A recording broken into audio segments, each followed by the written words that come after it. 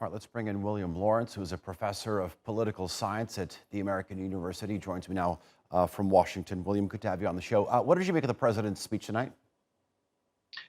For me, it was very disappointing. He laid out a cogent and logical argument in defense of his actions, but he didn't address any of the underlying issues satisfactorily, in my mind, and engaged in what one analyst called geopolitical victim blaming, because basically he's blaming the Afghans for everything that went wrong, when in fact everything that went wrong was a function of a security force and of a system that the United States set up. A lot has been made of the 2,500 American troops that were just a small deployment, but what's often forgotten is you had some 10,000 NATO troops and 16,000 contractors and a large edifice out of Bagram Air Force Base and elsewhere that was basically protecting about three-quarters of Afghanistan from the spring offensive.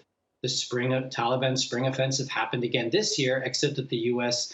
Pulled out of the way and capitulated right at the right time for the Taliban to march on through. So this is entirely, in my mind, the fault of the United States, even if there were serious structural problems on the Afghan side. But the Afghan side structural problems were in part the U.S.'s fault. So I was quite disappointed with the speech. And now that we have 87,000 translators and their families that need to get out, thousands of American citizens, millions of Afghans considering or already moving to become refugees and migrants. It's a colossal mess. I think one of the biggest foreign policy failures in United States history, not as bad as the Iraq invasion of '03, but certainly a very, very serious failure. And Biden is saying things that appeal to the U.S. public, which is tired of forever wars and forever engagements overseas. But in some ways, we're back to status quo ante. A Taliban-controlled Afghanistan with al-Qaeda present on the ground. And they've kept none of their agreements made in Doha, the Taliban, so far, and it doesn't look like they will. All right. Let's look at the manner of this calamitous exit, which you briefly mentioned. A Republican lawmaker said on Sunday that this is President Biden's Saigon moment. Would you agree?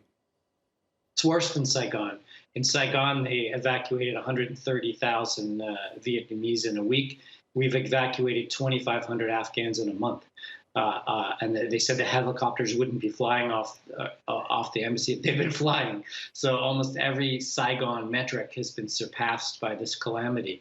I would say that the Republicans are equally to blame. War weariness is equal on both sides of the aisle in the United States. Trump's policy on Afghanistan was equally disastrous to Biden's.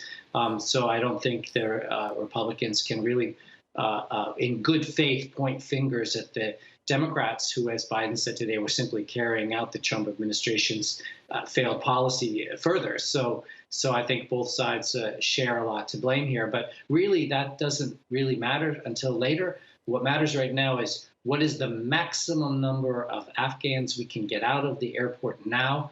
And as that British official you quoted said, the rest will have to be handled as refugees and migrants. And think about it. Everyone who worked for the U.S. government has a choice tonight. Burn your papers to avoid retribution because the Taliban have access to the biometric data that shows every Afghan that worked for the Americans, for example, or keep them as justification to get on a plane at the airport. That's a rough decision to make. That's a good point you make. All right, William Lawrence, I appreciate your time. Pleasure having you on. Thank you.